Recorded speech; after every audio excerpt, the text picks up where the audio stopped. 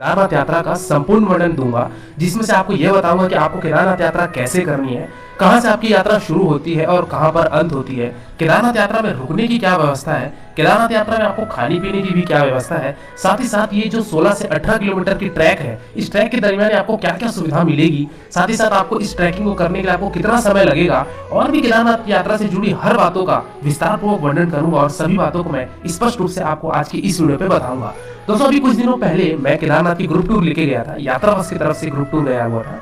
तो इस group tour में हमको ठंड का भी सामना करना पड़ा, तो आप पर्याप्त मात्रा में अपने गर्म कपड़े भी रखिएगा ताकि आपको किसी भी तरीके की कोई कठिनाई ना हो केदारनाथ यात्रा करने के लिए। तो दोस्तों आज की वीडियो में मैं आपको हर एक चीज बताऊंगा, बने रहिएगा, एक एक करके सारी बातों को विस्तारपूर्वक वर्णन करता हूँ, जिससे आपको केदारनाथ यात्रा करने के लिए काफी सहूलियत मिले और आपका कुल खर्चा भी कम आ जाए। और एक चीज बताना चाहूंगा दोस्तों आपको कि अभी मैंने कुछ दिन पहले एक और वीडियो निकाली थी केदारनाथ यात्रा की, लेकिन वो जो वीडियो थी वो केदारनाथ के कपाट खुलने साथ ही जो चीजें थी और जो उनकी रेट्स थी वो मैंने वीडियो बनाई थी। लेकिन अभी जो मौजूदा स्थिति है, करंट जो रेट्स चल रहे हैं, प्राइस चल रहे हैं, वो सबकी इस वीडियो में मैं आपको जानकारी दूंगा। चलिए वीडियो को आरंभ करते हैं। हर हर महादेव। तो दोस्तों यात्रा शुरू होती है मेरी हरिद्वार से। मैं ट्रेन के माध्यम से विभिन्न शहरों से अगर आप आना चाहते हैं तो ट्रेन के माध्यम से आप हरिद्वार पहुंच सकते हैं, या नहीं तो चाहे योग नगरी ऋषिकेश भी पहुंच सकते हैं। तो दोस्तों मेरी यात्रा शुरू होती है हरिद्वार से और मैं हरिद्वार उतरा रेलवे स्टेशन में, और रेलवे स्टेशन के ठीक सामने बना हुआ है बस स्टैंड। तो मैं वहां से बस टैक्सी जो भी मुझे वहां से मिली वो मैं हायर करके वहां से मैं अपने सोनप्रयाग के लिए प्रस्थान कर पड़ा, क्योंकि मेरी जो होटल बुक थी वो सीतापुर में थी। हालांकि सीतापुर और सोनप्रयाग दोनों 1 से 1.5 किलोमीटर के फासले पे हैं, तो मैं सीतापुर में मेरी होटल बुक थी, और सोनप्रयाग से आपको मालूम है कि आपको वहां से बुलेरो सुमो जो कि उत्तराखंड गवर्नमेंट द्वारा चलती है, वहां से आपको जाना पड़ता है गौरीकुंड। तो मैं यहाँ से बस पकड़ा, जो कि मेरी बस जानी थी सोनप्रयाग तक। तो यहाँ से आपको सोनप्रयाग जाने में लगभग 8 से 9 घंटे लगते हैं, अगर आपको ट्रैफिक जैम नहीं मिला तो। वही अगर आपको ट्रैफिक जैम ज्यादा मिलता है तो फिर आपको उतना ही विलंब होता जाएगा। दोस्तों बस का किराया जो था सोनप्रयाग तक का दोस्तों वो था आपका 600 रुपए, और मैं ये जो बस बुक किया हुआ था, ये बस बुक किया था मैंने redbus.com से, जो कि आपका 600 रुपए पुशबैक सीट होती है, 600 रुपए पर पर्सन होता है, और वो आपको सोनप्रयाग 8 से 9 घंटे में छोड़ देगी अगर आपका ट्रैफिक जैम नहीं लगा तो। इस पूरे रोड जर्नी का आप आनंद उठाते जाएंगे, क्योंकि यहाँ से आपको प्राकृतिक दृश्य दिखेगा, बगल में आपकी गंगा नदी दिखेगी और साथ ही साथ एक साइड आपको पर्वत दिखेगा। तो ये जो सफर है बहुत ही ज्यादा सुहाना होने वाला है। तो ये सफर आप आराम से 8 से 9 घंटे में बिता सकेंगे। लेकिन आपको सोनप्रयाग पहुंचने से पहले भी आपको 2 चीजों का और भी दर्शनीय स्थल है। चलिए आइए मैं उसके बारे में भी आपको बताता हूँ, ताकि अगर आप केदारनाथ आना चाहते हैं तो ये चीजों का भी आप आनंद उठाते चले। सबसे पहला चीज है दोस्तों वहाँ पे धारी देवी का टेम्पल। दोस्तों ये धारी देवी का टेम्पल जो है ये आपके गंगा नदी के बीचों बीच में बनाया गया है, और ये टेम्पल पहले पानी में ही हुआ करता था। लेकिन जब डैम बना रुद्रप्रयाग का, तो रुद्रप्रयाग के डैम की वजह से पानी का जल स्तर काफी ज्यादा ऊंचा हो गया। इस वजह से इस मंदिर को जल स्तर से उठाकर कुछ हाइट पर रखना चाहा, और पंडितों द्वारा इस मूर्ति को उठाने का प्रयास किया गया। लेकिन ये मूर्ति उठी नहीं, क्योंकि माता की शक्ति बहुत ज्यादा थी और किसी के सामने चली नहीं। बट बहुत पूजा अर्चना करने के बाद, यज्ञ करवाने के बाद पंडितों द्वारा एक 11 साल की कन्या से ये धारी देवी माता का मूर्ति उठवाया गया, और तब जाके वो उठा। और जिस दिन ये मूर्ति उठी आपकी, वो डेट था 16 जून 2013, और इसी दिन आपके केदारनाथ में महाप्रलय आया था। आप सभी को वो प्रलय तो मेरे ख्याल से याद होगा। तो दोस्तों ये वही दिन था जब धारी माता की मूर्ति को उठाया गया और उधर केदारनाथ में महाप्रलय आ गया, जो कि डेट था 16 जून 2013।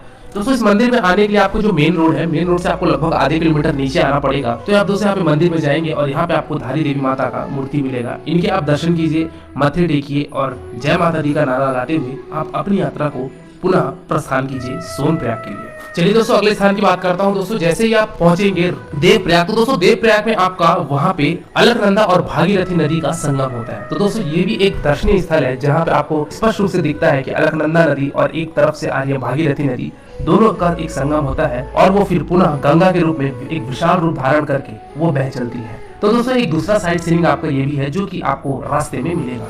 तो दोस्तों जैसे तैसे करके आप 8 से 9 घंटे में पहुंचेंगे सोनप्रयाग, और सोनप्रयाग में आप स्टे ले लीजिए। दोस्तों सोनप्रयाग में आपके बस पार्किंग है। अगर आप प्राइवेट व्हीकल से आ रहे हैं तो वहाँ पे आपको खुद की गाड़ी का भी आपको पार्किंग स्थल देखने को मिलेगा। तो आप सीतापुर में चाहे तो वहाँ भी स्टे कर सकते हैं अपनी गाड़ियों का, या नहीं तो चाहे तो आप सोनप्रयाग में आके अपनी गाड़ी पार्क कर सकते हैं। तो आपको दोनों जगह पे आपको पार्किंग मिलेगी, और आप वहाँ पे अपना स्टे बना सकते हैं जहाँ भी आपके होटल्स बुक हो। तो चलिए दोस्तों अगली बात करते हैं कि हमको अब रुकना कहाँ है और हमको क्या टैक्स पड़ेगा। तो दोस्तों आपको ये बताना चाहूंगा कि सीतापुर में, सोनप्रयाग में बहुत नॉर्मल या फिर स्टैंडर्ड रूम्स आपको मिलेंगे, ज्यादा हाई फाई लग्जरियस होटल नहीं मिलेगा। और अगर मैं कॉस्ट की बात करूँ दोस्तों, तो 1000 रुपए पर बेड होता है। वहाँ पे बेड सिस्टम चलता है, 1000 रुपए बेड, 1200 रुपए बेड में आपको आराम से वहाँ स्टे कर सकते हैं। ऑफलाइन बुकिंग आप मत कीजिए, जो भी आप ऑनलाइन बुकिंग ही करके आइए, ताकि आपको रूम के लिए ज़्यादा भटकना ना पड़े।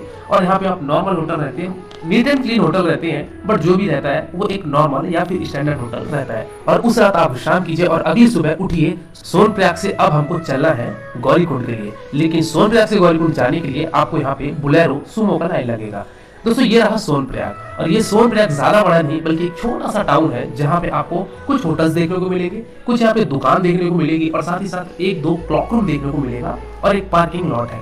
दोस्तों ये रहा आपका सोनप्रयाग, छोटा सा, ज्यादा बड़ा नहीं है। सामने दोस्तों आपको यहाँ पे ये जो शेड दिख रहा है, ये शेड के नीचे आपके यात्रा पर्ची का वेरिफिकेशन होता है, और साथ ही साथ यहाँ से घोड़े खच्चर लेना चाहते हैं सोनप्रयाग से, तो वो भी यहाँ से आप पर्ची कटवा के अपनी यात्रा शुरू कर सकते हैं।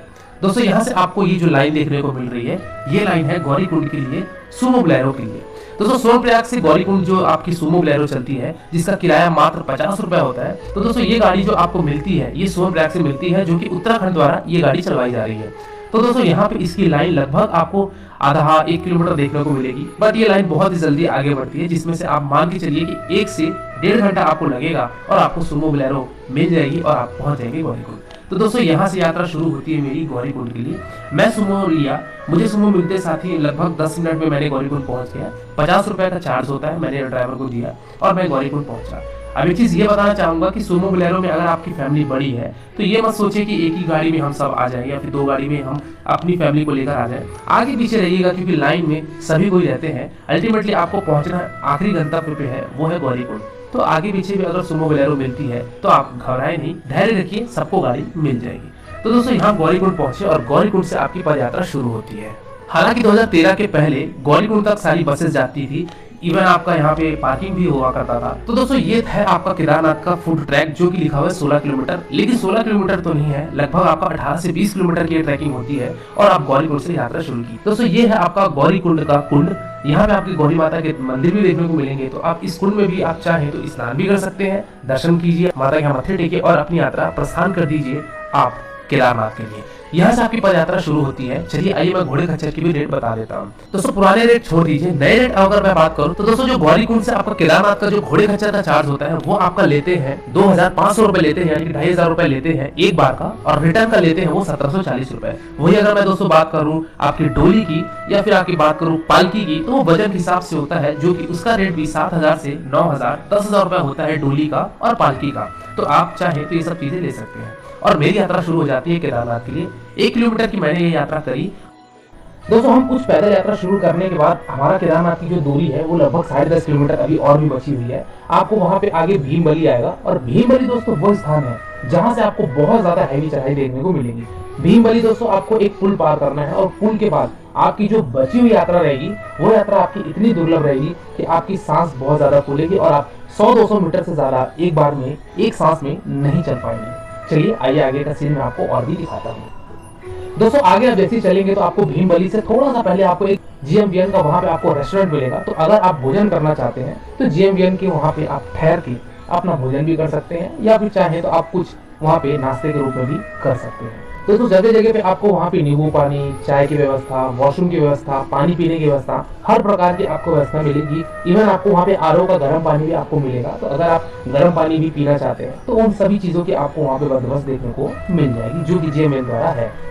हमारे दोस्तों अभी हम लोग ट्रैकिंग कर रहे थे, तो आपको यहाँ पे देख सकते हैं ग्लेशियर भी मिलेगी, जो कि ये सफेद की जगह थोड़ी सी काली भी रखी है, क्योंकि यहाँ पे घोड़ों खच्चर का आवागमन बहुत ज्यादा है, इसलिए यहाँ पे आपको थोड़ा सा ये स्नो की जो क्लियरिटी है वो इतनी अच्छी नहीं है। तो अगर आप चाहें तो ये स्नो को ज़्यादा देख सकते हैं। अभी हम लोग यहाँ फिलहाल मई मंथ में है, तो देखते हैं कि अभी ये स्नो कब तक रहती है। हो सकता है कि मई महीने तक तो पूरा रहे, एंडिंग अक्टूबर सितंबर आने तक तब तो बहुत ज़्यादा स्नो रहती नहीं है, मेल्ट हो जाती है। और देख सकते हैं कि ऊपर पर्वत से पूरे ग्लेशियर जो है ये पूरे इकट्ठा हो जाती है, तो आपको जगह जगह पर ये सब नज़ारे भी देखने को मिलेंगे। दोस्तों जैसे जैसे आप अपनी चढ़ाई आगे करते जाएंगे, वैसे ही आपको वहाँ पे प्राकृतिक सौंदर्य बहुत ही ज्यादा शानदार देखने को मिलेगा। जैसे बर्फ की ग्लेशियर हो गई, आपके पर्वतीय रास्ते हो गए, साथ ही साथ आपकी वहाँ की ब्यूटी, वहाँ के पर्वत, महादेव का जो ट्रैकिंग यात्रा है बहुत ही शानदार, अनोखा और बेहद शानदार हो जाता है। तो आप हर हर महादेव का नाम लेते हुए आप महादेव की तरफ प्रस्थान करते चलिए। और हमको लगभग ये यात्रा करने में 9 से 10 घंटे लग गए। अगर आप आराम से भी यात्रा करेंगे तो आप मान के चलिए कि 10 घंटा तो आपको लगने ही है। अगर आप और आराम से यात्रा करेंगे तो 11 घंटे भी लग सकते हैं। दोस्तों एक चीज से आप जरूर सावधान रहिएगा, घोड़े खच्चर का आवागमन बहुत ज्यादा है। कहीं कहीं पे तो आपको ऐसा प्रतीत होगा कि इंसानों से ज्यादा तो घोड़े खच्चर का आवागमन है, तो उनसे थोड़ा सा बच के रहिएगा, क्योंकि रास्ते में कहीं कहीं रेलिंग नहीं है, एक साइड खाई है, दूसरी साइड आपके घोड़े खच्चर है, तो थोड़ा सावधानी पूर्वक आप चलिएगा, क्योंकि हम सभी को इन सब चीजों का बहुत ज्यादा कठिनाइयों का सामना करना पड़ा। तो आप हिसाब से चलिएगा और अपने आप का भी ख्याल रखिएगा। सबसे बड़ा प्रश्न दोस्तों भक्तों को मन में ये आता है कि केदारनाथ में ऊपर स्टे की क्या व्यवस्था है। तो दोस्तों मैं आपको बताना चाहूंगा कि जैसे ही आप अपनी यात्रा करते जाएंगे तो आपको एक बेस कैंप मिलेगा, और इस बेस कैंप पे आपको दोस्तों हाउस हट मिलेंगे और साथ ही साथ आपको टेंट की व्यवस्था मिलेगी। हाउस हट की बुकिंग और टेंट की बुकिंग आपकी GMBN की ऑनलाइन वेबसाइट है, उस वेबसाइट में जाके आप अपनी बुकिंग करवा सकते हैं। हाउस हट अगर आपको नहीं मिलता है तो आपको टेंट मिल जाएगा, 400 रुपए पर बेड पर नाइट मिलता है, और इस टेंट में आपके लगभग 10 लोग रहेंगे, जो कि डॉर्मेट्री सर्विसेज कह सकते हैं। यहाँ पे आपको गद्दे रजाई दोनों ही दिए जाएंगे, तो आप इस टेंट पे अपना स्टे बनाकर अपनी रात गुजार सकते हैं अगर आपकी बुकिंग नहीं हो पाई है अगर होटल्स में। तो वही अगर बात की जाए प्राइवेट होटल्स की, तो प्राइवेट होटल्स भी बहुत लिमिटेड है, जिसकी जानकारी अभी आगे मैं आपको वीडियो पर दूंगा और दिखाऊंगा भी।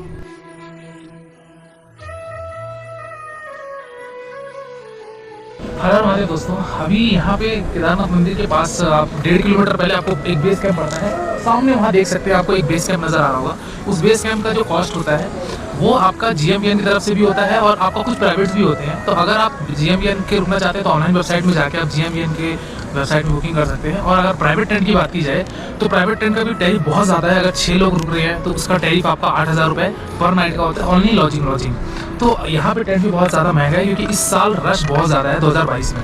तो दोस्तों यहाँ पे केदारनाथ मंदिर कैंपस के सामने यहाँ पे मैं हूँ, और आप जो भी बुकिंग करवाना चाहते हैं पहले बुकिंग करा लीजिएगा, क्योंकि होटल्स की बहुत ज़्यादा यहाँ पे प्रॉब्लम हो रही है। दोस्तों मंदिर से ठीक आधा किलोमीटर पहले आपका एक पड़ता है हेलीपैड, और इसी हेलीपैड में आपकी जो गुप्तकाशी, सिरसी, पाटा, ये सब जो उड़ान भरती है हेलीकॉप्टर, वो इसी हेलीपैड पे आगे उतरती है। और इस हेलीपैड में उतरने के बाद जो यहाँ यात्री उतरते हैं वो इस लाइन में लगकर महादेव के दर्शन करते हैं, क्योंकि हेलीकॉप्टर की जिसकी बुकिंग होती है दोस्तों, उनको दर्शन करने के लिए टाइम काफी कम दिया जाता है। तो यहाँ पे 1 बाय 1 हेलीकॉप्टर आती है, यहाँ पे सवारी को उतारती है और उन सवारी को उठाकर वापस गुप्तकाशी लेके जाती है। कहने का मतलब यह है कि कंटिन्यूसली यहाँ पे हेलीकॉप्टर सर्विसेज सुचारू रूप से चलती रहती है और यहाँ पे भक्तों को लाकर छोड़ा जाता है।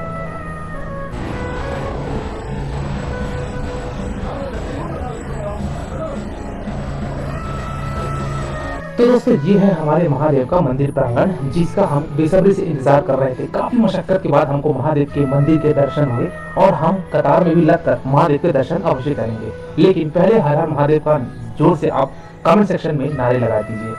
आगे बढ़ने से पहले दोस्तों मैं आपको एक चीज और बताना चाहूंगा कि मंदिर के ठीक पीछे एक बड़ी सी पर्वत रखी हुई है, और ये जो 2013 की आपदा आई थी, इस आपदा में ये शिला आकर, पहाड़ का एक चट्टान आकर मंदिर के पीछे आ टिका था, जिससे पानी के जो हिस्से थे वो 2 भाग में बढ़ गए थे, जिसमें मंदिर के अंदर पानी प्रवेश नहीं किया था और मंदिर को किसी भी तरीके की कोई हानि नहीं हुई थी। तो ये है महादेव की कृपा कि मंदिर के आसपास जितने भी होटल्स, धर्मशाले, लॉज, खाने पीने के जो भी रेस्टोरेंट्स हैं, सब ध्वस्त हो चुके थे, सब मलबे में तब्दील हो गए थे। लेकिन महादेव के मंदिर प्रांगण को कुछ भी नहीं हुआ, महादेव के मंदिर को कुछ नहीं हुआ, क्योंकि ये सब भोलेनाथ की कृपा थी। तो दोस्तों इस प्रांगण में आप आएंगे तो कहा जाता है कि स्वर्ग कहिए चाहे केदारनाथ, बात एक ही है। ये जब आप यहाँ पहुंचेंगे तब आपको इस चीज का अनुभव होगा कि स्वर्ग कहिए या फिर महादेव का मंदिर, दोनों की बात एक ही है। तो दोस्तों हम यहाँ पे मंदिर के आसपास रहे, यहाँ पे प्राकृतिक सौंदर्य देखे, महादेव के दर्शन किए और महादेव की भक्ति में लीन हो गए। दोस्तों महादेव के दर्शन करने के लिए आप लाइन में लगिए। लाइन में हमको जो दर्शन करने के लिए लगे वो लगभग 2 घंटे, 2.5 घंटे, 3 घंटे भी किसी किसी को लग रहे थे, और किसी किसी को बहुत ज्यादा भी लग रहे थे।